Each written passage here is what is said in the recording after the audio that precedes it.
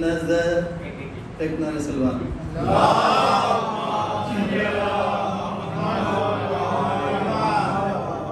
نظر سے آ کے خود دیکھو جو تحفہ دے کے آئے ہیں. نظر سے آ کے دیکھو, نظر سے آ کے دیکھو ہم جو تحفہ لے کے آئے ہیں. عزاداروں سے مت پوچھو کہ کیا کیا لے کے آئے ہیں. علی کی شان والا رن میں مولا لے کے آئے ہیں. علی کی شان والا رن میں مولا لے کے آئے ہیں. وفا کو ناز ہے جس پر وہ ہیرا دے کے آئے ہیں. وفائے حضرت عباس جب معراج کو پہنچی, وفائے حضرت عباس جب معراج کو پہنچی, ملک عباس کے پرچم کا صحرا دے کے آئے.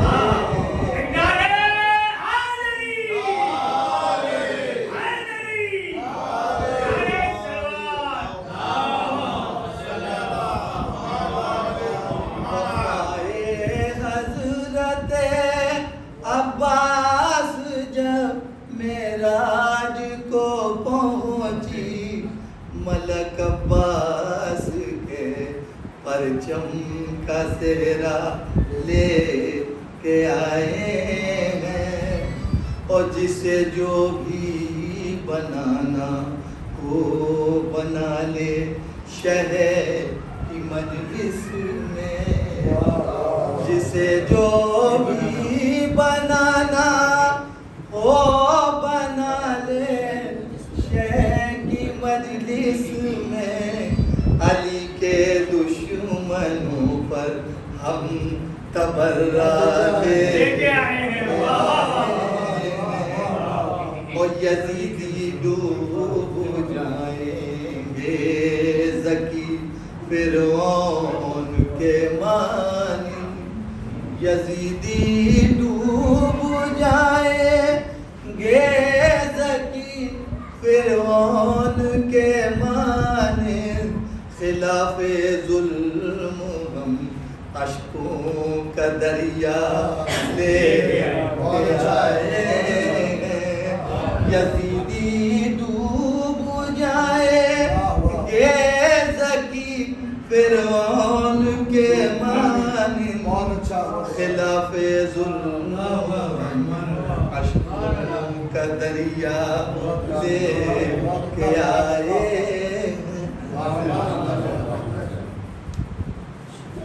نعرہ سلوات.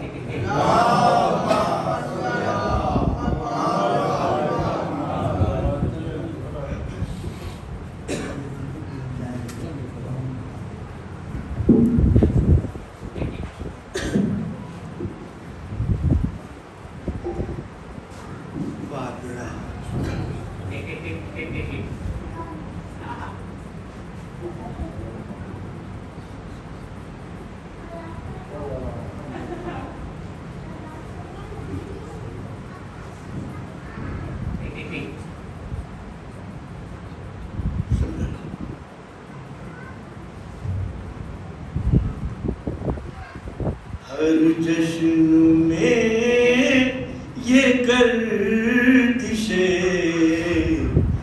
حیرت حسین ہے. ہر ذہن میں یہ گردش حیرت حسین ہے. قرآن ہے کہ آپ کی مدحت حسین ہے، ہر ذہن میں یہ گردش حیرت حسین ہے، فطر اس کو بخشتے ہو تو راہب کو دیتے ہو، فطر اس کو بخشتے ہو تو راہب کو دیتے ہو، ہاتھوں میں کیا نظام مشیت حسین ہے، ہاتھوں میں کیا نظام ہے،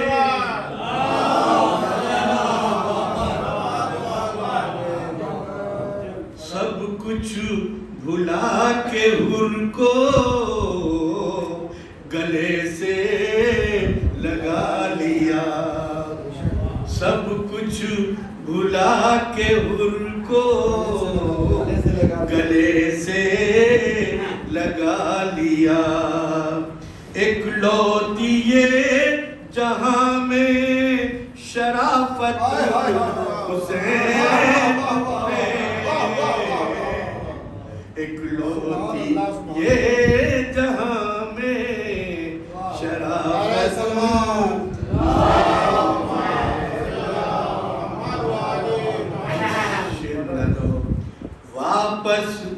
واپس پلٹ کے آ گئے،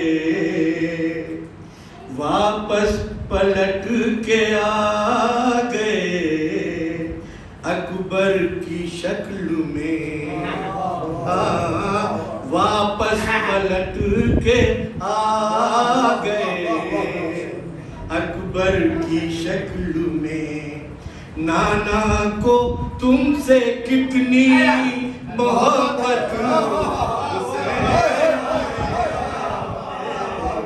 واپس پلٹ کے آ گئے، اکبر کی شکل میں، نانا کو تم سے کتنی محبت حسین ہے،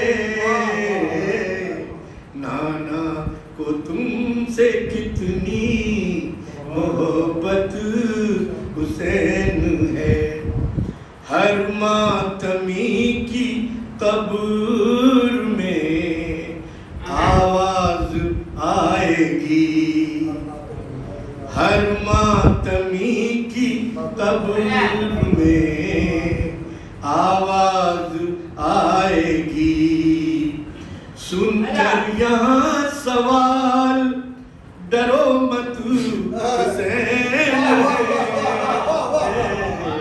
سن کر یہاں سوال ڈرو مت حسین ہے، غازی کو جیسے روکا تھا اصغر کو روکنا، غازی کو جیسے روکا تھا اصغر کو روکنا، کھل کر ہنسا تو یہ بھی قیامت حسین ہے،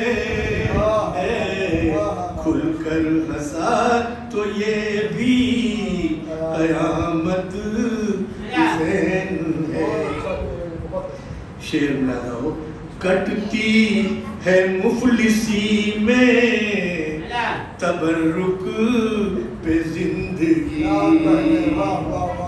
کٹتی ہے مفلسی میں تبرک پہ زندگی، مت پوچھو کتنے گھر کی ضرورت حسین،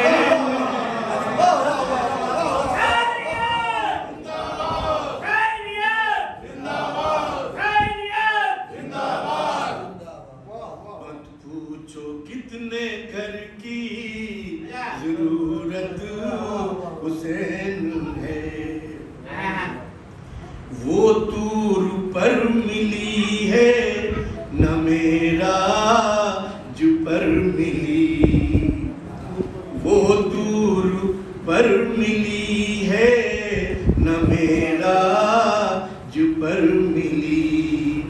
رن میں تیری خدا سے جو قربت حسین ہے،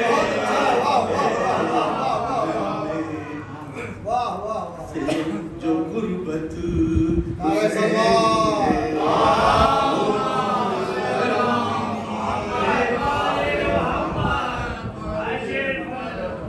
یہ سوچ کر جہاں کے ستم سہ رہا ہوں، یہ سوچ کر جہاں کے ستم سہ رہا ہوں میں، بے کس کی روز حشر ضمانت حسین ہے، بے کس کی روز حشر ضمانت حسین۔ مقطع کا شعر بلاتا فرمائے، جھولے سے ہم نے ماتم سرور کیا سہیل، جھولے سے ہم نے ماتم سرور کیا سہیل، یعنی ہماری پہلی محبت حسین ہے، یعنی ہماری پہلی محبت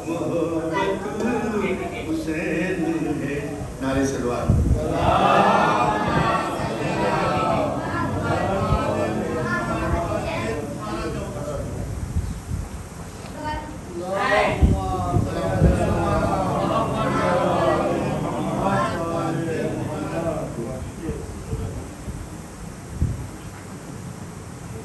نعرہ سلوات۔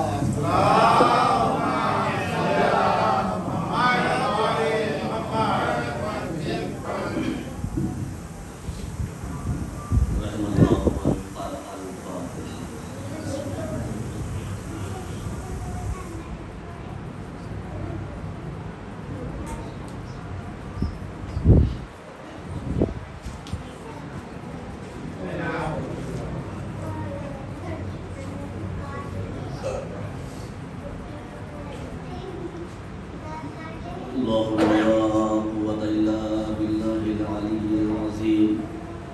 أعوذ بالله من الشيطان اللعين الرجيم. بسم الله الرحمن الرحيم. الحمد لله الذي هدانا لهذا وما كنا لنهتدي لولا أن هدانا الله.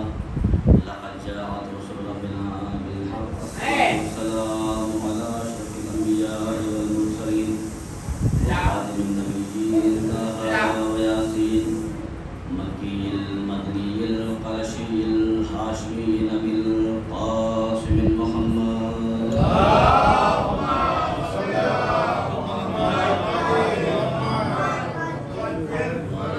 الطيبين الطاهرين المعصومين المظلومين ولعنة الله على أعدائهم وقتلتهم وغاصبي حقوقهم ومنكري فضائلهم ومصائبهم وشجاعتهم وسخاوتهم وطهارتهم وولايتهم وعطشهم أجمعين.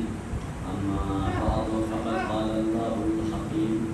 بسم الله الرحمن الرحيم. ولا تلبسوا الحق بالباطل ولا تكتموا الحق وأنتم تعلمون.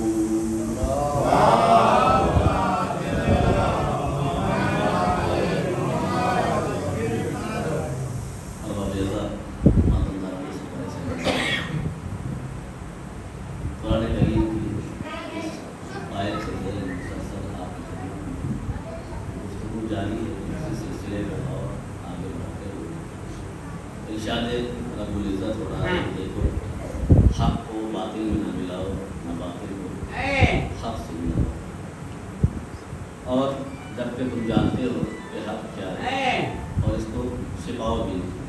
بہرحال یہ اللہ نے قرآن میں بالکل واضح طور پہ یہ اعلان کر دیا کہ حق حق ہے اور باطل باطل ہے۔ باطل کو حق کا لباس نہ پہناؤ، نہ حق کو باطل کا لباس پہناؤ، اور یہ بھی یاد رکھو کہ اگر کہ تم حق کو جان لو، حق کی معرفت حاصل کر لو، تو پھر حق کو جان لینا ہی کافی نہیں ہے، بلکہ حق پر گامزن رہنا ضروری ہے۔ صرف جان لینا آپ یہ سمجھ لیں کہ اگر ہم یہ سمجھ لیں کہ ہم نے حق کو جان لیا، حق کو پہچان لیا، حق کی معرفت حاصل کر لی، اتنا ہی ہمارے لیے کافی ہے، تو یہ غلط ہے۔ اس لیے کہ حق کو بتایا ہی اس لیے جاتا ہے تاکہ حق اگرچہ تم تک پہنچ جائے تو پھر تم اس پر عمل پیرا ہو، اس کی اطاعت کرو، حق کو حق سمجھ کے حق چیزوں کو انجام دو اور باطل سے اجتناب کرو، اپنے آپ کو دور رکھو۔ تو اللہ نے قرآن کریم میں حق کی ایک فہرست بیان کر دی اور یہ بھی بیان کر دیا کہ دیکھو حق کے مقابلے میں باطل ہے، لیکن ہاں یہ بھی یاد رکھنا کہ حق اور باطل الگ الگ ہیں، لیکن کبھی یہ ایک نہیں ہو سکتے، کبھی مخلوط نہیں ہو سکتے۔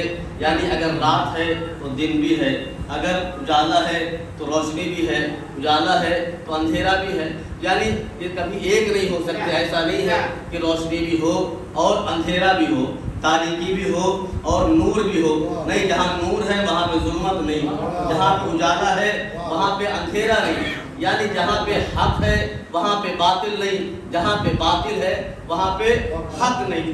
اللہ نے یہ تمام کے تمام چیزیں قرآن میں واضح طور پہ بیان کر دی، آدم سے لے کے خاتم تک کا آدم حق ہے، نوح حق ہے، ابراہیم حق ہے، موسیٰ حق ہے، عیسیٰ حق ہے، یعنی تمام کے تمام چیزوں کو بیان کر دیا کہ دیکھو ان کی بتائی ہوئی باتوں پہ عمل کرو گے تو تمہاری دنیا بھی بہتر ہوگی اور تمہاری آخرت بھی بہتر ہوگی، اور ہاں اگر ان کو تم نے چھوڑ کے کسی غیر کے دامن کو اختیار کر لیا تم اپنی دنیا بھی برباد کرو گے اور آخرت کو بھی تباہ کرو گے۔ ایک درود پڑھے محمد والے محمد۔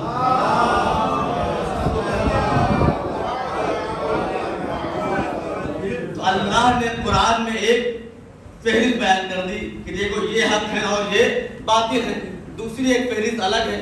ہم ظاہر سی بات ہے اکثر و بیشتر بلکہ اکثریت ہم میں وہ افراد ہیں کہ جب ہمارے یہاں کسی کا انتقال ہوتا ہے تو ہم اس کو لے کے قبرستان میں جاتے ہیں، اور قبرستان میں بھی کیا ہوتا ہے کہ قبرستان میں جب مرنے والے کو، مردے کو اتارا جاتا ہے تو وہاں پہ بھی جو تلقین پڑھی جاتی ہے اس میں بھی یہی کہا جاتا ہے کہ دیکھو جب دو ملک آئیں اور تم سے سوال کریں تم سے بتا دینا کہ جنت حق ہے، نار حق ہے، رسول حق ہے، امام حق ہے، علی حق ہے، حسن حق ہے، حسین حق ہے، یعنی تمام کے تمام فہرست بیان کی جاتی ہے۔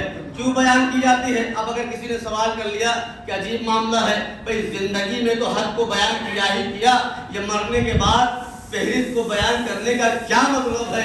تو اس کا مطلب صرف اتنا ہے تاکہ دنیا یہ سمجھ سکے کہ جب تک یہ دنیا میں رہا حق کے ساتھ رہا، اور جب دنیا سے رخصت ہو رہا ہے تو حق کو لے کے ساتھ جا رہا ہے۔ ایک پڑھے محمد والے محمد۔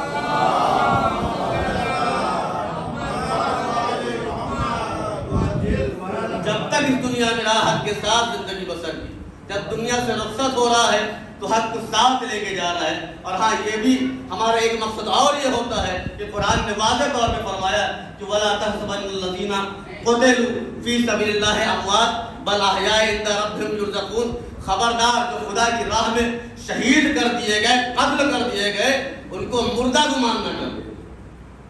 ہمارے تلقین پڑھنے کا ایک مقصد اور بھی یہ ہے تاکہ دنیا یہ سمجھ لے کہ جو جانے والا ہے وہ مردہ نہیں بلکہ زندہ ہے۔ قرآن میں اللہ نے یہی ارشاد فرمایا کہ دیکھو اس کو مردہ گمان نہ کرنا بلکہ یہ رزق بھی پا رہا ہے۔ اور امام معصوم فرماتے ہیں کہ جو ہم آل محمد کی محبت میں دنیا سے جائے، چاہے وہ میدان میں مارا جائے یا بستر پہ مرض میں مبتلا ہو کر دنیا سے رخصت ہو جائے، کسی بھی حالت میں چلا جائے وہ شہید مرتا ہے۔ تو جو شہید مرتا ہے وہ زندہ ہوتا ہے اور اللہ کی جانب سے رزق پاتا ہے، تو یہ حق ہے۔ تو اللہ نے قرآن میں بھی فہرست بیان کر دی اور ہم نے دنیاوی اعتبار سے بھی تلقین میں فہرست ایک بیان کر کے یہ بیان کر دیا کہ دیکھو یہ تمام کے تمام حق ہیں۔ تو اللہ نے جو قرآن میں بیان کیا اس میں بھی یہی ہے کہ دیکھو اگر آدم چلے گئے، آدم حق ہے، آدم میں جانے کے بعد اپنا نمائندہ دنیا والوں کے سامنے پیش کر دیا۔ ایسا نہیں ہے کہ آدم چلے گئے دنیا کو بغیر وارث کے چھوڑ دیا ہو، بغیر رہبر کے چھوڑ دیا ہو، بغیر رہنما کو چھوڑ دیا ہو، نہیں بلکہ اپنا جانشین دنیا والوں کے سامنے پیش کر کے گئے۔ آدم گئے تو شیش کو پیش کر دیا، ابراہیم گئے تو ابراہیم نے بھی اپنے بعد کے نبی کو پیش کر دیا۔ اس طریقے سے دیگر جتنے بھی ائمہ آئے اسی طریقے سے جب ہمارے آخری نبی اس دنیا سے گئے تو انہوں نے میدان غدیر میں علی کو پیش کر دیا۔ یہی ہے نا میدان غدیر میں علی کو پیش کر دیا، کہا دیکھو ہمارے بعد علی ہمارے خلیفہ ہوں گے، ہمارے وارث ہوں گے اور تمہارے ہادی ہوں گے، اگر تم نے ان کو چھوڑ کے باطل کو اختیار کر لیا تو یاد رکھو گمراہ ہو جاؤ گے، دنیا بھی جائے گی اور تمہاری آخرت بھی خراب ہوگی۔ ایک درود پڑھے محمد والے محمد۔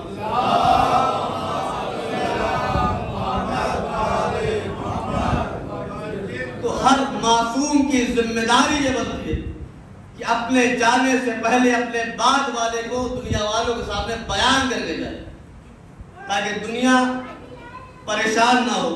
لہذا آدم سے لے کے خاتم تک سب نے بتایا، اور جب یہاں سے سلسلہ منقطع ہونے لگا، ختم ہونے لگا، تو پیغمبر نے امیر المومنین کو بیان کیا۔ جب علی جانے لگے تو مولا حسن کو پیش کر دیا، مولا حسن گئے تو مولا حسین کو پیش کر دیا گیا، مولا حسین گئے تو چوتھے امام کو پیش کیا گیا، امام باقر کو پیش کیا گیا، امام صادق کو پیش کیا گیا، امام کاظم کو پیش کیا گیا، یہاں تک کہ اس آخری حجت کو پیش کیا گیا۔ یعنی کبھی بھی دنیا کو ایک لمحے کے لیے بھی بغیر وارث کے نہیں چھوڑا۔ ایک دو بڑے محمد والے محمد۔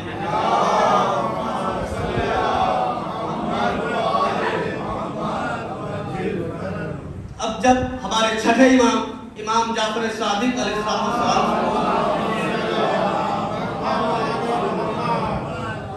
ہمارے چھٹے مولا سے سوال کیا گیا، مولا یہ تو بتائیے کہ آپ سے آنے والے جتنے بھی انبیاء تھے، جو بھی نبی آئے، سب کے سب نے اپنا جانشین مقرر کیا جو من جانب اللہ تھا، اعلان آپ نے کیا۔ آپ کے بعد آپ کا جانشین کون ہوگا؟ توجہ ہے آپ کی، آپ کے بعد آپ کا جانشین کون ہوگا؟ ہمارے چھٹے امام ارشاد فرماتے ہیں، ہمارے چھٹے امام نے مسکرا کے اپنے چاہنے والے کو دیکھا اور دیکھنے کے بعد فرمایا کہ سنو، ہم سے پہلے جو بھی انبیاء کرام آئے ان کا زمانہ اور تھا، ہمارا زمانہ اور ہے، ان کا دور اور تھا، ہمارا دور اور ہے، ان کا زمانہ اور تھا، ہمارا زمانہ اور ہے۔ جب چاہنے والے نے یہ جملہ سنا تو مردہ مسکرائے، کہتا ہے مولا اگر آپ کا چاہنے والا نہ ہوتا تو خاموش ہو جاتا، لیکن آپ کا چاہنے والا ہوں، لہذا سوال اور آگے بڑھتا ہے۔ تو پتہ یہ چلا کہ جو اہل بیت کا چاہنے والا ہوتا ہے وہ صاحب عقل ہوتا ہے، اگر امام کسی جگہ پہ کچھ کہہ کے خاموش ہو جائے تو وہ یہ سمجھ لیتا ہے کہ اس کے پیچھے بھی کوئی منظر ضرور ہے۔ ایک درود پڑھے محمد والے محمد۔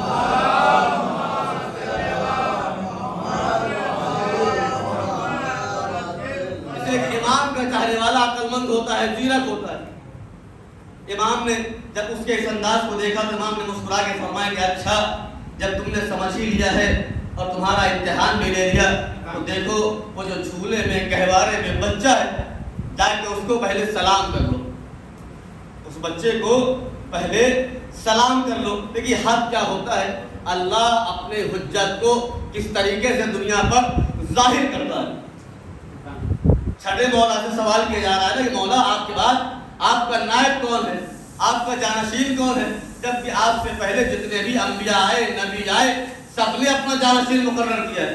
امام نے فرمایا جو بچہ گہوارے میں ہے تاکہ اس کو سلام کر لو، سلام کر لو۔ اب چاہنے والا حیرت میں ہے کہ بچہ جھولے میں، کم سن بچہ ہے، ابھی پیدا ہوا ہے، کچھ ہی مدت کا ہے، کچھ ہی مہینے کا ہے، اس بچے کو سلام کیا، سلام کرنے کا حکم ہے، لہذا چونکہ امام کا حکم تھا لہذا اطاعت واجب تھی۔ تو پتہ یہ چلا کہ جو امام کا حقیقی چاہنے والا ہوتا ہے بغیر چون چرا کے امام کی باتوں پہ عمل کرتا ہے، امام پر شک نہیں کیا کرتا۔ اب وہ امام کی بتائی ہوئی باتوں کے اعتبار سے جھولے کے قریب گیا اور جانے کے بعد سلام کیا۔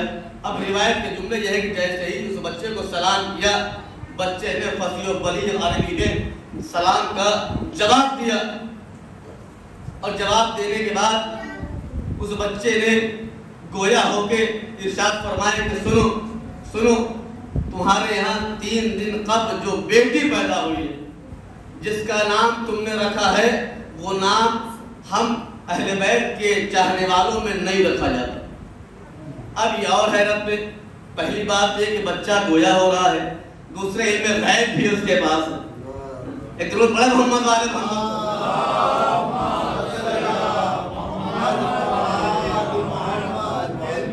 تو پتہ یہ چلا کہ گہوارے میں کلام کرنا اس خانوادے کا پرانا رویہ ہے۔ اچھا ایک بات اور ہے، یہاں پہ امام اگر گہوارے میں کلام کر رہے ہیں تو ان کا مطلب یہ ہے کہ دنیا یہ سمجھ لے کہ ہمارا علم کیا ہے، اور اگر گہوارے کوئی تماچا مار رہا ہے تو اس کا مقصد یہ ہے کہ دنیا یہ سمجھ لے کہ ہماری طاقت کیا ہے۔ بڑے محمد والے محمد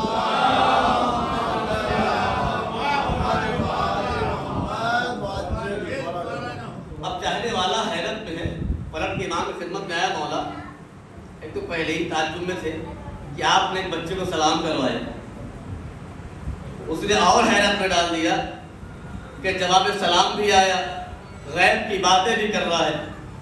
کہا تمہیں پتا نہیں ہماری تاریخ، ہمارے جد علی جب آئے تھے تو آغوش پیغمبر پہ آنے کے بعد چاروں آسمانی کتابوں کی تلاوت کی۔ تم جاننا چاہتے ہو نا یہ ہمارا وارث کون ہے؟ جھولے میں جو بچہ موجود ہے وہی حجت خدا ہے، وہی ہمارا وارث ہے۔ ہمارے یہاں شان ہی یہ ہے کہ آغوش میں بچے کلام کیا کرتے ہیں، گہوارے میں رہ کے لوح محفوظ کا مطالعہ کیا کرتے ہیں۔ درود پڑھے محمد والے محمد۔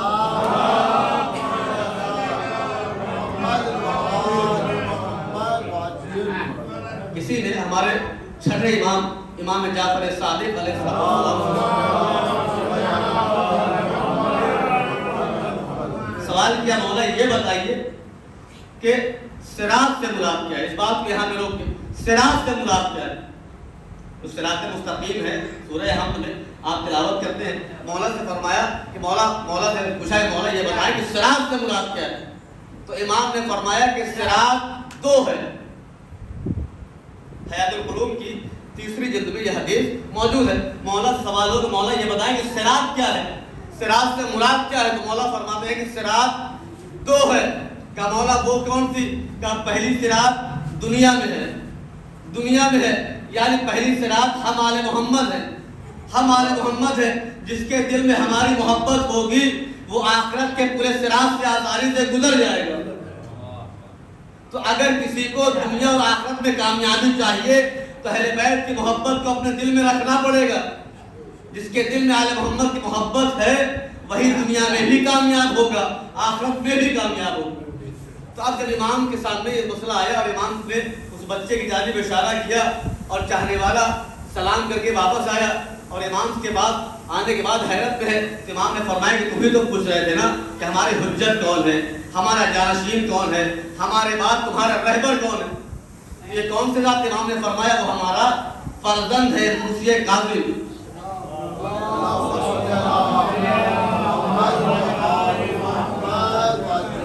ہمارا فرزند ہے، نام کیا ہے؟ موسیٰ، لقب کیا ہے؟ کاظم۔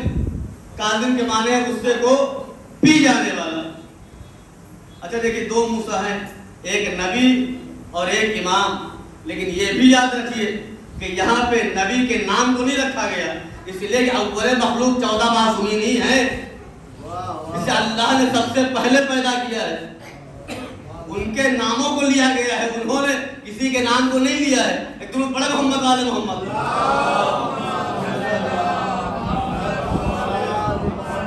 کل ہی میں نے عرض کیا تھا کہ اللہ نے اس کے سامنے یہی تو رکھا تھا نا کہ تم اپنے آپ کو بڑے لوگوں میں شمار کرنے لگے ہو، تو بڑے لوگ کون ہے؟ کہا 14 معصومین، بہرحال وہ بحث گزر چکی۔ اب جب 7 امام کا زمانہ آیا تو چونکہ مسلسل امام کے پاس لوگوں کا ہجوم رہتا، میں نے عرض کیا کہ ایک طرف حق ہے تو دوسری جانب باطل ہے۔ امام کے پاس امام کا چاہنے والا، امام کا صحابی علی ابن یقین آیا اور آنے کے بعد کہتے ہیں مولا یہ بتائیں کیا نبی بخیل ہوتا ہے؟ نبی بخیل ہو سکتا ہے، کنجوس ہو سکتا ہے؟ لیکن سوال عجیب ہے، بڑا عجیب سوال ہے۔ علی ابن یقین نے مولا سے سوال کیا مولا یہ بتائیں کیا نبی بخیل ہو سکتا ہے، کنجوس ہو سکتا ہے؟ امام نے فرمایا ہرگز نہیں، نبی بخیل نہیں ہوتا، نبی سخی ہوا کرتا۔ تو پتہ یہ چلا کہ امام وہ ہوتا ہے جو اپنے چاہنے والوں کے ساتھ ساتھ نبوت کی بھی حفاظت کرتا ہے۔ ایک درود پڑھے محمد والے محمد۔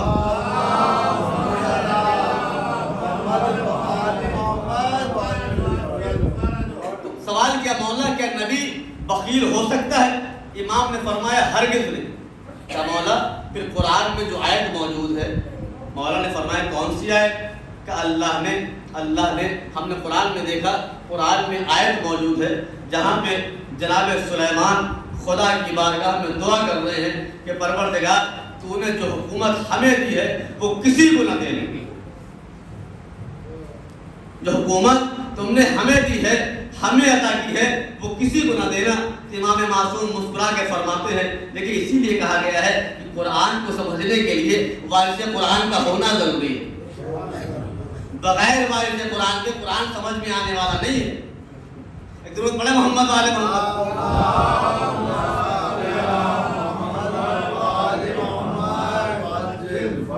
کا مولا ہم نے قرآن میں یہی دیکھا ہے جہاں پہ جناب سلیمان کی دعا موجود ہے، جناب سلیمان خدا سے دعا کر رہے ہیں پروردگار جیسی حکومت تم نے مجھے دی ہے کسی کو مت دینا۔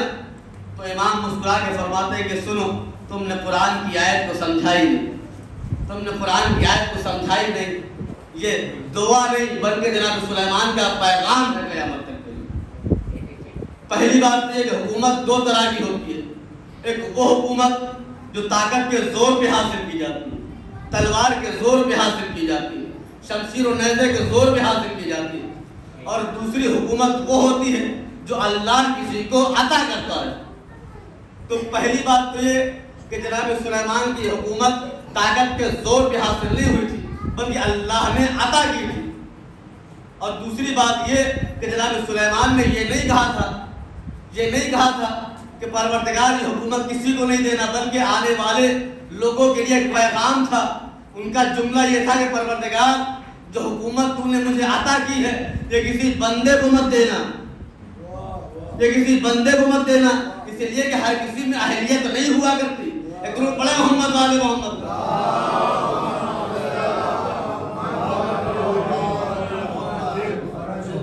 ایک اور درود پڑھیں محمد والے۔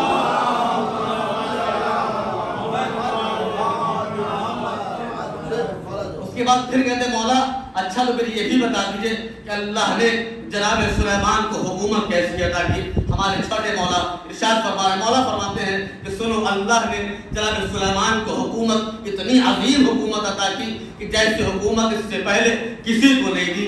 ہوا کی حکومت، درختوں کی حکومت، چرند کی حکومت، پرند کی حکومت، آسمانوں کی حکومت، ہواؤں کی حکومت، جناتوں کی حکومت، اور یہاں تک کہ ان کو اللہ نے وہ علم بھی دیا تھا کہ وہ جانوروں کے زبانوں کو سمجھتے تھے، ان سے کلام بھی کیا کرتے تھے۔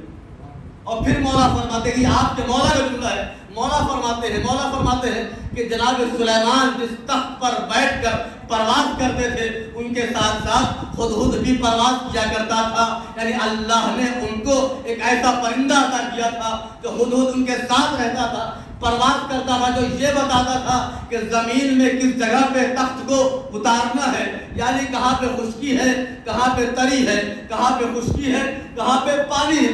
اب کوئی یہ حیرت نہ کرے کہ سلیمان کو پتہ نہیں تھا، جناب سلیمان کو پتہ نہیں تھا کہ تخت کو کہاں اتارنا ہے، کہا نہیں پتہ تو ان کو بھی تھا، لیکن اللہ نے ایک سسٹم رکھا ہے، ایک ذریعہ رکھا ہے، ہر چیز کو ایک سسٹم سے چلاتا ہے۔ تو جناب سلیمان کے ساتھ ساتھ خود کو رکھا جو یہ بتاتا تھا۔ اچھا اب ایک اور مثال دے دو، پڑھے محمد والے محمد۔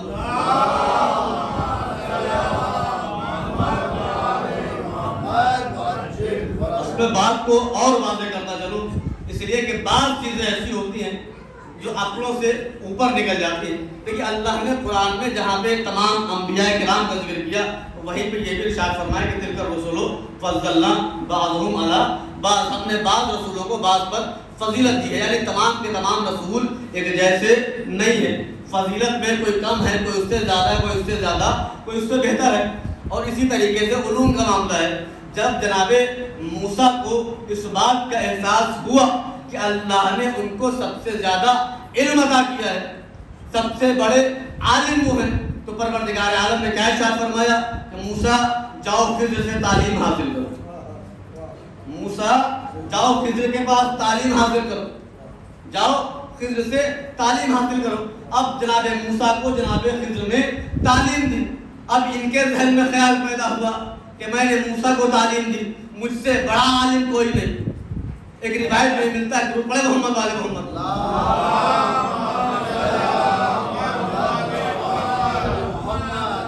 تک جناب خضر کو یہ گمان ہوا اور وہ جناب موسیٰ سے جدا ہو کے الگ چلنے لگے.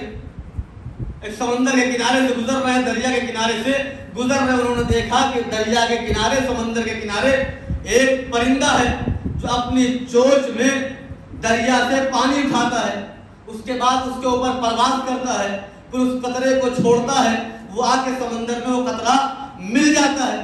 بار بار جب یہ چیزیں ہوئی تو اب جناب خضر نے خدا سے سوال کیا, پروردگار یہ کیا معاملہ ہے, یہ کیا معاملہ ہے؟ تو آواز آئی خضر اپنے علم پر گمان نہ کرنا, اپنے علم پر گمان نہ کرنا.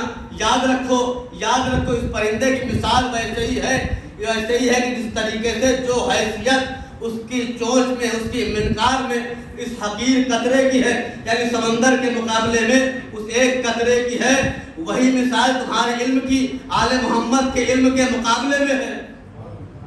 جو حیثیت اس کی ہے وہی حیثیت تمہارے علم کی ہے, یعنی خبردار آل محمد کے مقابلے میں اپنے علم کو نہ پیش کر دینا. اس کا مطلب یہ ہے کہ اللہ نے آل محمد کو سب سے افضل بنایا. وہی وجہ ہے کہ روایت کا ایک جملہ اور ہے کہ پیغمبر اکرم مدینے میں مسجد میں تشریف فرما ہے, امام علی مقام بھی بیٹھے ہیں, آغوش میں امام حسن ہے, امام حسین بھی ہے. اتنے میں مجمع نے دیکھا ایک ضعیف شخص, نورانی چہرہ ہے, داڑھی سفید ہو چکی ہے, مسجد میں داخل ہوا. آنے کے بعد پیغمبر سے سوال کیا, پیغمبر نے امام حسن کی جانب اشارہ کیا, امام حسن سے اس ضعیف نے سوال کیا, سوال کر کے واپس چلا گیا. لوگوں نے پوچھا کہ یا نبی اللہ, ایک ضعیف انسان ضعیف العمر ہے, لیکن یاد رکھیے علم کا عمر سے کوئی تعلق نہیں ہوتا, علم کا عمر سے کوئی تعلق نہیں ہوتا. بعض مرتبہ انسان کتنا ہی عمر رسیدہ کیوں نہ ہو, قرآن یاد نہیں ہوتا. ایک روز پڑھے محمد والے محمد.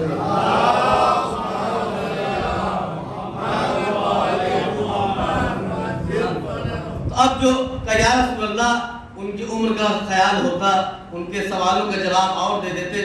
آپ نے امام حسن کے حوالے کیا تو پیغمبر نے مسکرا کے فرمایا کہ تم نے پہچانا نہیں, آنے والا کوئی اور نہیں تھا بلکہ خضر تھے,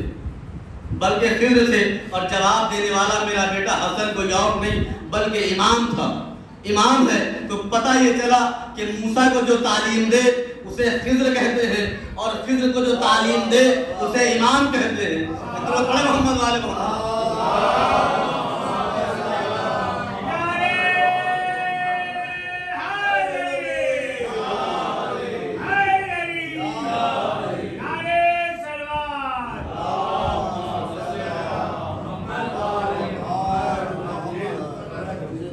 تو امام وہ ہوتا ہے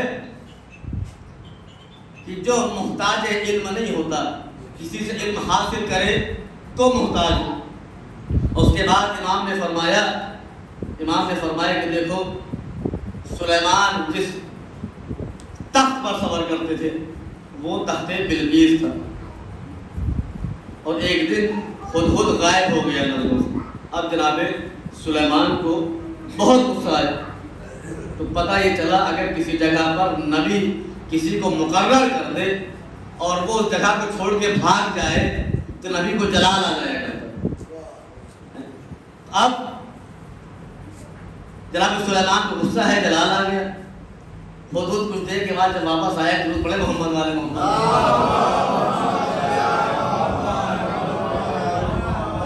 اب جب واپس آیا, لیکن تاریخ ہے, روایت پڑھ رہا ہوں, واپس آیا, ظاہر سی بات ہے ناراضگی تو ہے ہی, غصہ تو ہے ہی. خود نے مسکرا کے فرمایا کہ پریشان نہ ہو, میں بہت ہی اچھی خبر لے کے آیا ہوں, آپ سن کے خوش ہو جائیں گے. کم از کم خود کو معلوم تو تھا کہ غصے کو ختم کیسے کیا جاتا ہے, اتنا تو معلوم ہونا چاہیے.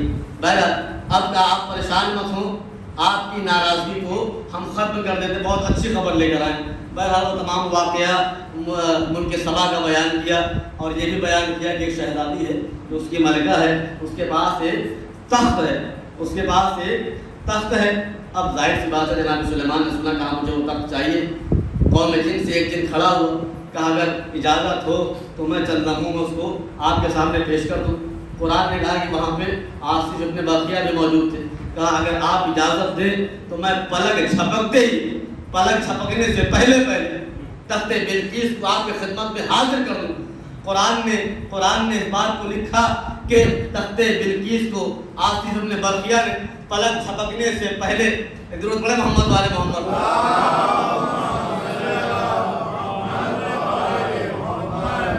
پلک جھپکنے سے پہلے حاضر کر دیا۔ تو قرآن نے کہا کہ چونکہ آصف کے پاس، آصف ابن برقیہ کے پاس قرآن کا کچھ علم تھا، کتاب کا کچھ علم تھا، جس کی وجہ سے انہوں نے پلک جھپکنے سے پہلے تخت بلقیس کو حاضر کر دیا۔ تو اگر کسی کے پاس کتاب کا تھوڑا سا علم ہو تو پلک جھپکنے سے پہلے تخت بلقیس کو حاضر کر دے، تو اگر کسی کے پاس کتاب کا مکمل علم ہو اور پلک جھپکنے سے پہلے وہ مدینے سے خیبر میں آ جائے، بڑا محمد والے محمد،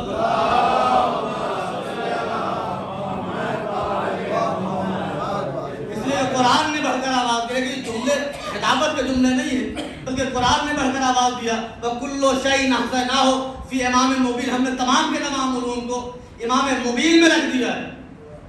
اب لوگوں نے سوال بھی کر لیا یا اللہ کے نبی امام مبین ہے کون؟ تو پیغمبر نے فرمایا بیٹھے تو ہیں علی، یہی امام مبین ہے۔ لوگ جانتے تھے پھر بھی پوچھتے تھے کہ شاید ہمارا نمبر آ جائے، ایک درود پڑھیں محمد والے محمد۔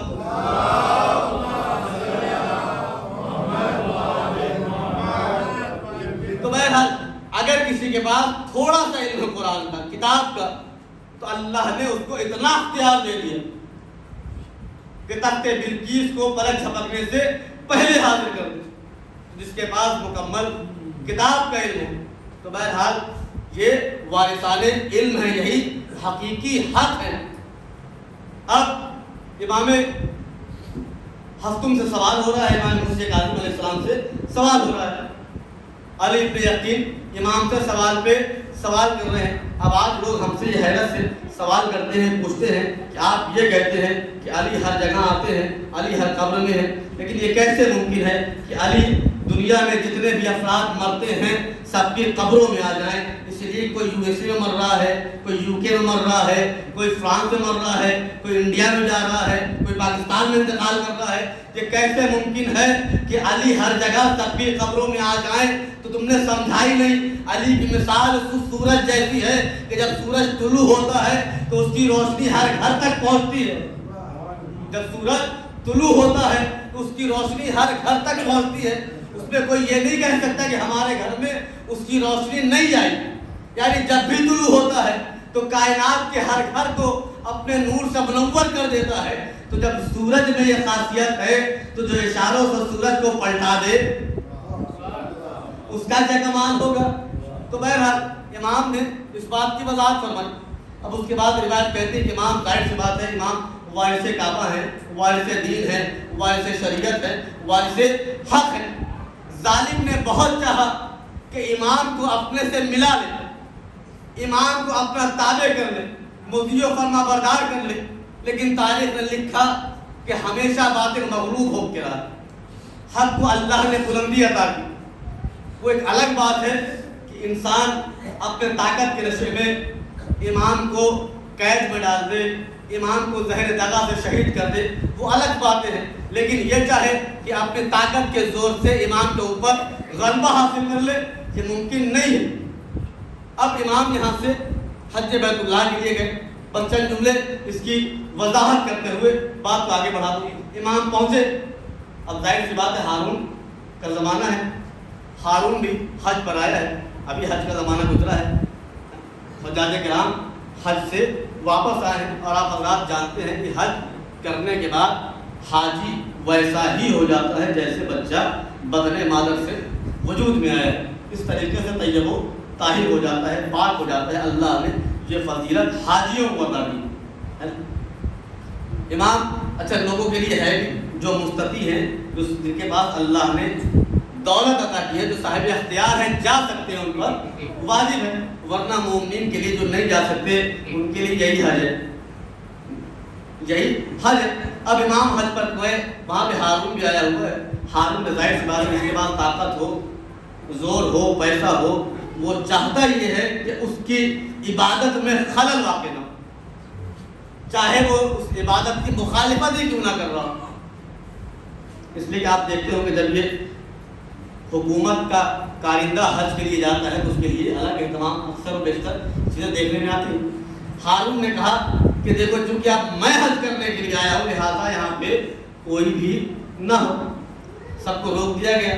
اب ظاہر سی بات ہے لوگ رکے یا نہ رکے، لیکن اگر خانہ کعبہ کا وارث ہو، فرزند پیغمبر ہو، فرزند رسول ہو، اس کے لیے یہ معاملہ نہیں ہے۔ لوگ تو رک گئے لیکن ہمارے ساتھ امام نہیں رکے، وہ حج کے لیے گئے۔ اب جب ہارون نے امام کو دیکھا تو دیکھنے کے بعد کہتا ہے تم کون ہو؟ کیا تم نے سنا نہیں کہ ہم نے منع کیا ہے کہ یہاں پہ کوئی نہیں جائے گا جب تک میں حج نہ کروں؟ تو امام نے فرمایا کہ سنو، اللہ نے حج کو ان سب کے لیے رکھا ہے جو حج کر سکتے ہیں۔ یہاں پہ نہ کوئی امیر ہوتا ہے نہ کوئی غریب ہوتا ہے، سب کے سب برابر ہوتے ہیں۔ امام نے جب یہ جملہ ارشاد فرمایا ظاہر سی بات ہے وہ لاجواب ہو گیا، اس کے پاس کوئی جواب نہیں تھا۔ اب امام آگے آگے حج کرتے ہوئے حجر اسود کے قریب پہنچے، حجر اسود کا بوسہ دیا۔ میں جملہ عرض کروں، مجھے نہیں پتا کہ امام حجر اسود کا بوسہ دے رہے تھے یا حجر اسود امام کا بوسہ دے رہا تھا۔ ایک دن بڑا محمد والے محمد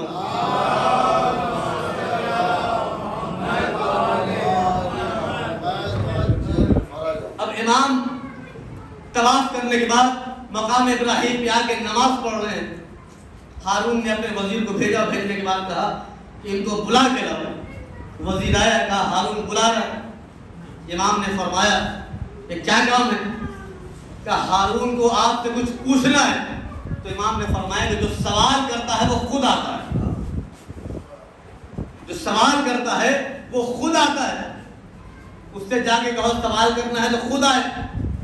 وزیر نے آگے بیان کیا، ہارون آیا، آنے کے بعد کہتا ہے کہ میں آپ سے کچھ پوچھنا چاہتا ہوں۔ تو امام نے فرمایا کہ یہ بتاؤ کہ استاد کی حیثیت سے پوچھنا چاہتے ہو یا شاگرد کی حیثیت سے؟ ظاہر سی بات یہ تو نہیں کہہ سکتا تھا کہ استاد کی حیثیت سے، ورنہ معاملہ پھنس سکتا تھا، خراب ہو جاتا۔ کہا نہیں شاگرد کی حیثیت سے۔ تو امام نے کہا اگر شاگرد کی حیثیت سے پوچھنے آئے ہو تو اپنے پیروں کو سمیٹ کے ادب سے بیٹھو۔ اب وہ بیٹھا، کہا پوچھو کیا پوچھنا چاہتے ہو؟ کہ یہ بتائیے آپ کا وظیفہ کیا ہے؟ آپ کا وظیفہ کیا ہے؟ وظیفہ یعنی آپ کا مشغلہ کیا ہے، یعنی آپ کس طریقے سے کیا فالو کرتے ہیں، کس پر عمل کرتے ہیں، آپ کا طریقہ کار کیا ہے؟ امام نے فرمایا کہ 1400 برس پہلے امام جواب دے رہے ہیں۔ امام نے فرمایا کہ تم یہ جاننا چاہتے ہو ہمارا وظیفہ کیا ہے؟ امام نے فرمایا کہ 1 5 17 34 40 200۔ آج بہت سی زبانیں بولی جاتی ہیں نا، چاہے اردو ہو، ہندی ہو، انگریزی ہو، فرینچ ہو، کوئی سی بھی زبان ہو۔ امام 1400 برس میتھمیٹکس میں کلام کر رہے ہیں۔ امام سے سوال کیا جا رہا ہے نا کہ مولا سوال کیا جا رہا ہے کہ آپ بتائیں آپ کا وظیفہ کیا ہے؟ امام نے کچھ اور نہیں بیان کیا، امام نے میتھمیٹکس میں جواب دیا۔ امام نے فرمایا 1 5 17 34 40 200۔ اور وہ سن کے گھبرا گئے۔ ظاہر سی بات ہے عقلوں سے بالا ہے، عقلوں سے اوپر ہے۔ ظاہر ہے جب وارث علم لدنی کلام کرتا ہے تو یہی ہوتا ہے۔ اگر امام کی بات ہر کسی کے عقلوں میں آ جائے تو پھر وہ امام امام نہیں رہتا۔ ایک درود بڑے محمد والے محمد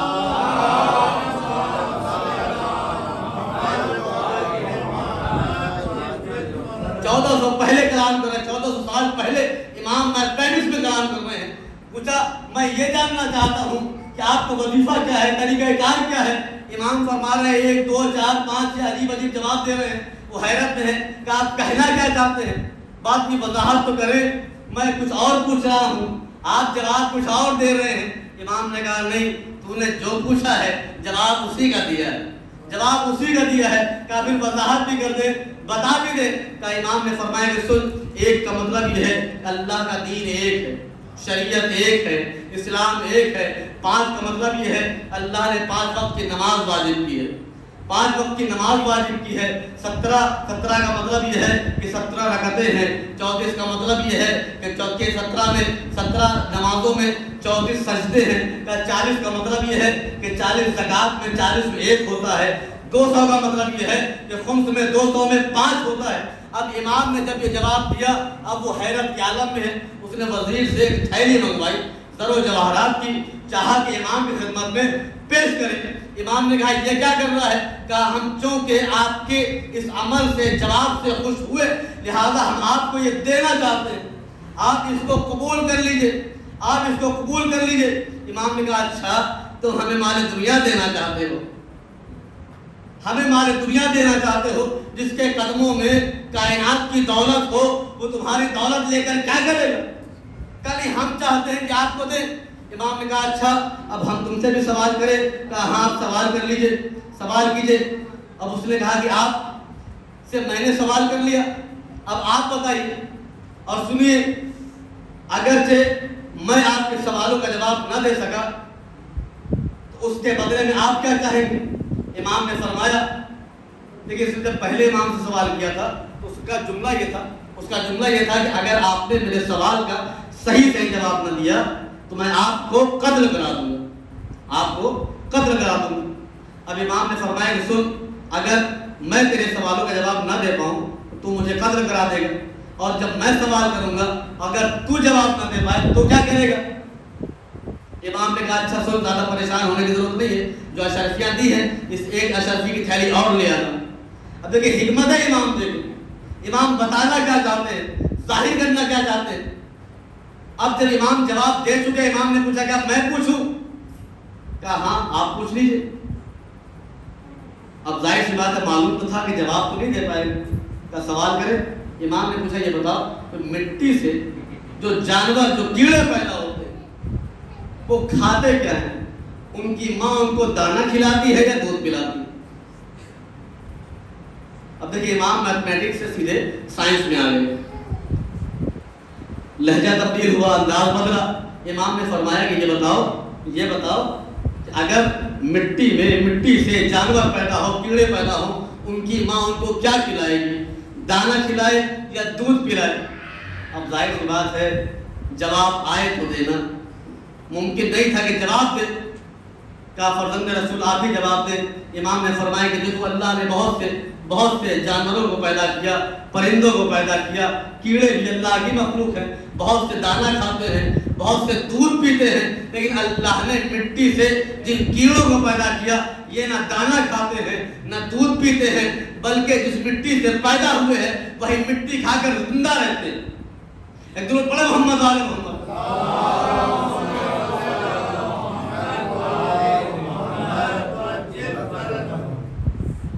ایک اور درود پڑھے محمد والے۔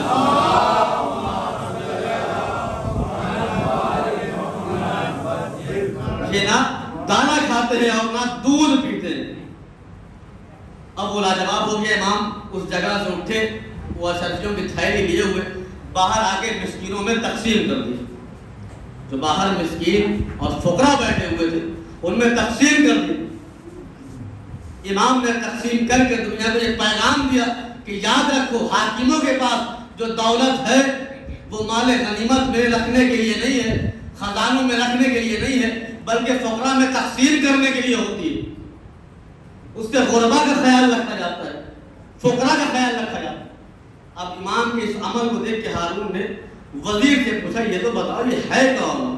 ظاہر سی بات اتنا عمل دیکھ چکا تھا، تمام چیزیں، یہ جرأت، یہ انداز، یہ گفتار دیکھنے کے بعد محض حیرت ہے، کوئی عام انسان تو نہیں ہو سکتا، کوئی عام بشر تو نہیں ہو سکتا، کہا یہ ہے کون؟ وزیر نے کہا یہ کوئی اور نہیں بلکہ فرزند زہرا ہے، امام صادق کا فرزند ہے، موسی کاظم ہے۔ تو اب ہارون کہتا ہے بے شک یہ تمام کے تمام چیزیں انہی پر زیب دیتی، اس لیے کہ خانوادہ رسالت کے بچے ایسے ہی ہوا کرتے ہیں، دنیا ان کا مقابلہ نہیں کر سکتی۔ تو عزیزو یہ حق ان کے مقابلے میں باطل کھڑا ہے، باطل یہ چاہتا ہے کہ شریعت کو اپنے اعتبار سے چلائے، تبھی تو اس نے کہا تھا نا کہ جب تک میں حج نہ کروں اس وقت تک کوئی اور دوسرا حج کرنے کے لیے نہ آئے۔ امام نے بتایا کہ خبردار حج بیت اللہ کے لیے اس مقام پہ تمام کے تمام افراد ایک ساتھ حج کر سکتے ہیں، نہ کوئی امیر ہوتا ہے نہ کوئی غریب ہوتا ہے، نہ کوئی کالا ہوتا ہے نہ کوئی گورا ہوتا ہے، نہ کوئی بدنسب ہوتا ہے نہ کوئی بدحسب ہوتا ہے، اس لیے کہ یہاں پہ اللہ کے گھر میں جو بھی حج کرنے کے لیے آ گیا وہ سب کے سب برابر ہیں۔ عزیزو یہی حق کی تعلیم تھی، یہی حق تھا، تو مسلسل حق کو دنیا والوں کے سامنے پہنچانے کی مسلسل کوشش کی ہو، چاہے وہ پہلے امام ہوں، چاہے دوسرے ہوں، یا ہمارے آخری امام ہوں، سب کا پیغام یہی ہے۔ اسی لیے کہا گیا ہے کہ جب امام ظہور کریں گے تو یہی صدا آئے گی کہ حق آ گیا، باطل چلا گیا، چال حق وزاکر باطل۔ تو یاد رہے یہی وہ افراد ہیں جو حق میں نے گفتگو کو تمام کر دیا میرے عزیزوں، آج کے مجلس تمام ہو گئی، بس یہاں پر رک کر ایک جملہ کروں گا کہ دنیا پہچانے کہ حق کدھر ہے، کس خاندان میں ہے، کس خانوادے میں ہے، کن آغوش میں پل کر حق بنے۔ حق کی حقیقت کیا ہے، حق ہے کیا عزیزو؟ اگر واقعات کربلا ہمیں نظر آ رہی ہے تو وہاں پہ بھی یہی چیزیں نظر آ رہی ہے کہ ایک طرف حق ہے اور دوسری طرف باطل۔ باطل کی کوشش یہ ہے کہ حق کو ختم کر دیا جائے، حق کو مٹا دیا جائے، لیکن حق کی کوشش یہ ہے کہ اسلام بچ جائے، اسلام کی حقانیت دنیا پر آشکار ہو جائے، اسلام کی حقیقت دنیا تک پہنچ جائے۔ یزید چاہتا یہ تھا کہ اسلام کے چہرے کو مسخ کر دیا جائے، اسلام کی حقیقت کو خراب کر دیا جائے، اسلام کے نام کو تبدیل کر دیا جائے۔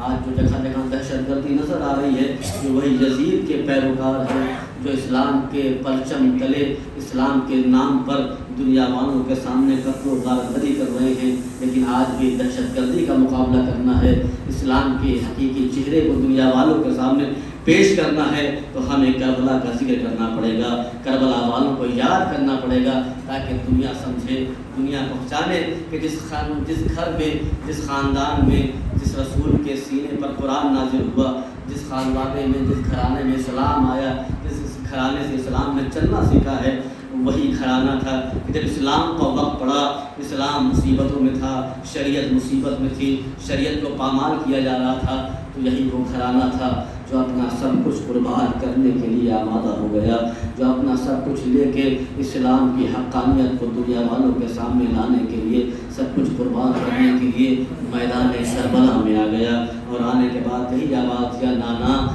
گھبرانے کی ضرورت نہیں ہے، حسین موجود ہے، حسین کی زندگی میں اسلام نہیں مٹ سکتا جب تک حسین زندہ ہے، یہ نانا حسین خود کو مٹا دے گا لیکن اسلام کو زندہ جاوید کر دے گا، اسلام کو قیامت تک کے لیے محفوظ کر دے گا۔ اگر آج اسلام زندہ ہے تو حسین ابن علی کا صدقہ ہے۔ عزیزو ہم پر لازم ہے کہ ہم مظلوم حسین کی قربانیوں کو جانیں، ان کے مقصد کو پہچانیں۔ عزیزو آج کون سی تاریخ ہے؟ آج محرم کی 4 تاریخ۔ کل فلک پر محرم کا 4 نمودار ہوا تھا، ہمارے گھروں میں عزاخانے سجے تھے۔ یہ دن اتنی تیزی سے گزرتے ہیں کہ ہمیں پتہ تک نہیں چلتا، ہم جی بھر کے اپنے مولا پہ رو بھی نہیں پاتے، ہم جی بھر کے اپنے مولا پہ گریہ بھی نہیں کر پاتے، لیکن ہاں یہ دن بہت تیزی سے گزرتے لگتے ہیں۔ یہاں تک کہ آپ دیکھیں کل 4 نمودار ہوا تھا، آج محرم کی 4 تاریخ آ گئی، محرم کی 4 تاریخ آ گئی۔ آج کس کا ماتم کرنا ہے، آج کس کا گریہ کرنا ہے؟ آج ان 2 ننھے بچوں کو ماتم کرنا ہے، ان پر گریہ کرنا ہے جن کو زینب جیسی ماں نے کربلا میں اپنے بھائی کا قربان۔ اللہ اکبر، عزادارو جی بھر کے روئیے گا، زینب کو ان کے لال کا پوچھا دیجیے گا، اس لیے کہ زینب نے کربلا میں فقط اپنے 2 بچوں کو قربان نہیں کیا ہے بلکہ زینب نے کربلا میں اپنی پوری نسل قربان کر دی۔ اب ان کی شہادت کے بعد زینب کو کوئی ماں کہنے والا نہیں ہے، زینب کوئی ماں کہنے والا نہیں ہے، پوری نسل قربان کر دی ہے۔ یہ کیسی مائیں ہیں جو اپنے بچوں کو قربان کر۔ اللہ اکبر، خدا آپ کے بچوں کو سلامت رکھے۔ عزادارو ذرا اپنے بچوں کو اپنے سامنے رکھ کر محسوس کرے کہ قربان کرنا، بچوں کی قربانی کتنی مشکل ہوتی ہے ایک ماں کے لیے، جب ماں خود اپنے بچوں کو تیار کر کے مقتل میں بھیج رہی۔ اللہ اکبر، عزادارو وقت آیا کہ جب صبح عاشور نمودار ہوئی، عصر کا ہنگام شروع ہوا، ایک مرتبہ زینب نے اور محمد کو دیکھا، دونوں ننھے بچے خیام میں جانب بیٹھے ہیں۔ ایک مرتبہ زینب قریب آئی، آنے کے بعد فرماتی ہے، اے میرے لال، اب تک تم مقتل میں گئے نہیں؟ اب تک تم مقتل میں گئے نہیں، ارے کس بات کا انتظار کر رہے ہو؟ کیا اکبر مارے گئے تب جاؤ گے؟ کیا قاسم مارے گئے تب جاؤ گے؟ کیا عباس مارے گئے تب جاؤ گے؟ اتنے لال کس کا انتظار؟ اجرکم اللہ، خدا کے دلوں میں رلائے آزادارو گریا کرے تاکہ زہرا کو ان کے لال کا پرتا دیا جا سکے۔ فاطمہ فاطمہ خون کے آنسو اجرکم اللہ آزادارو اور محمد طرف کے فرمایا اماں ہم تو بار بار مامو جان کے پاس جاتے ہیں لیکن ہم کیا کریں، مامو جان ہمیں اجازت نہیں دیتے۔ اے مادر گرامی آپ ہی چل کے ہمیں اجازت۔ عزادار اتنا سننا تھا، اس ایک مرتبہ زینب نے اپنے ننھے بچے کے ہاتھوں کو پکڑا اور پکڑ کے بھائی کے قریب آئی، آنے کے بعد فرماتی ہے بھیا میرے بچوں کو اجازت، ہماری جان قربان، ہماری مائیں قربان کربلا کی ماں پر، ارے یہ کیسی مائیں ہیں؟ اور ذرا مظلومیت حسین کا اندازہ لگائیے، حسین کربلا میں کتنے مظلوم تھے کہ ننھے بچے خود اپنے آپ میں قربان کرنا چاہتے۔ عزادارو زینب قریب آئی، بھیا میرے بچوں کو اجازت دے دیجئے۔ مولا فرماتے ہیں زینب ارے ذرا تم ہی بتاؤ یہ بچے اتنے کمسن ہیں، میں کیسے اجازت دے کیسے دوں؟ عزادارو مجھے نہیں پتا کہ مولا حسین کے دل پر اس پر کیا گزر رہی تھی، لیکن زینب نے اصرار کیا ہے نا تو مولا حسین نے اجازت دی۔ بس ایک کو عباس نے سوار کیا، ایک کو مولا حسین نے سوار کیا۔ اب سوار ہونے کے بعد اب دونوں بچے جب مقتل کی جانب چلے ہیں نا آپس میں گفتگو کرتے چل رہے ہیں، اے اور ہمیں ایسی جنگ کرنی ہے تاکہ ہمارے نانا علی کی جنگ یاد آ جائے، ہمارے دادا جعفر طیار کی جنگ یاد آ جائے۔ دونوں بھائی باتیں کرتے ہوئے دشمنوں کے اوپر اس طریقے سے حملہ آور ہوئے کہ فوجوں میں بھگدڑ مچ گئی، کوئی ادھر بھاگتا ہے کوئی ادھر بھاگتا ہے۔ اور محمد کبھی میمنہ پہ حملہ کرتے ہیں، کبھی میسرہ پہ حملہ کرتے ہیں، کبھی قلب لشکر پہ حملہ کرتے ہیں۔ فوجوں میں طاقت نہیں ہے کہ ان دو بچوں کا مقابلہ کر سکے۔ ایک مرتبہ اوپر صاحب نے آواز دیا ارے تم لوگ کیا قسم کرتے ہو، یہ ہاشمی گھرانے کے بچے، یہ ہاشمی گھرانے کے بچے ہیں، یہ عباس کے بھانجے ہیں، ان پر اس طریقے سے قابو نہیں پایا جا سکتا۔ ارے جب تک یہ دونوں بھائی ساتھ رہیں گے ان پر قابو نہیں پا سکتے، پہلے دونوں بھائیوں کو الگ کرو۔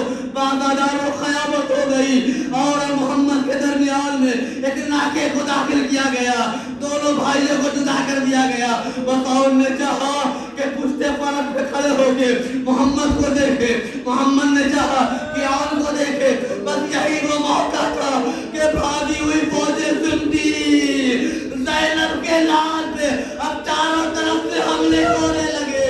اب آن محمد پشتے فرق پہ جگمگا رہے ہیں، زمین کربلا پہ آئے، آواز دی محمود ہمارا سلام۔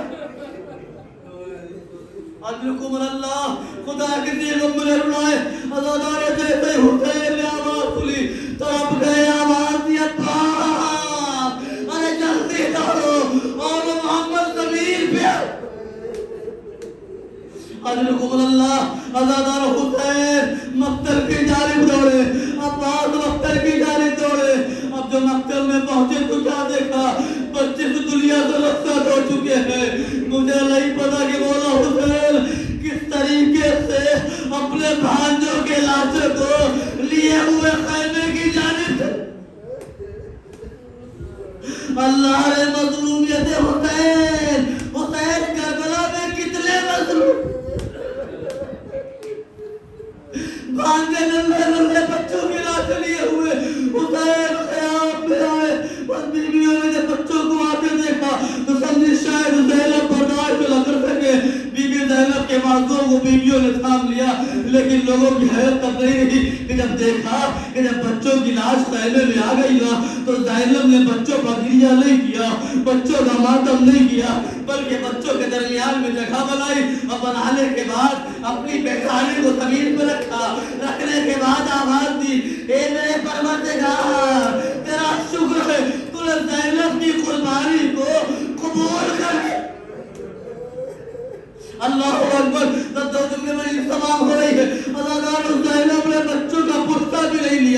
بچوں کا گریا نہیں کیا، بچوں کا ماتم نہیں کیا۔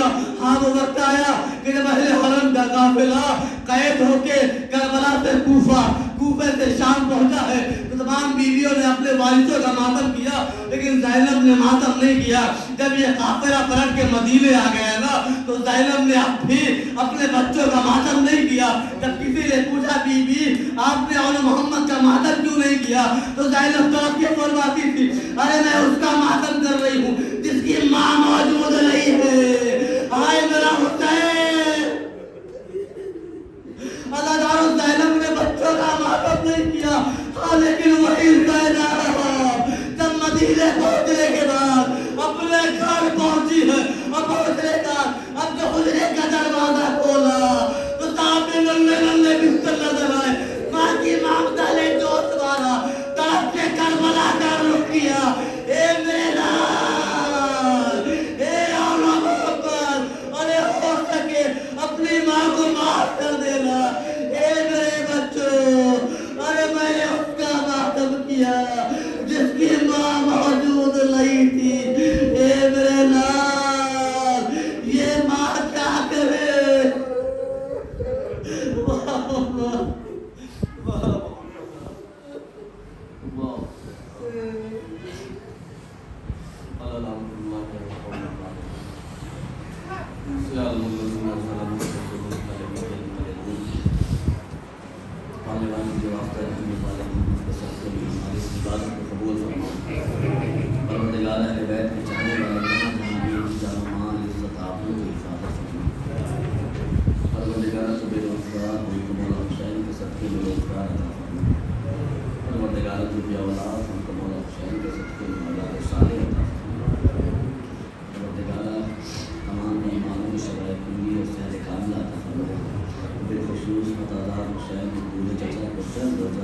شفاء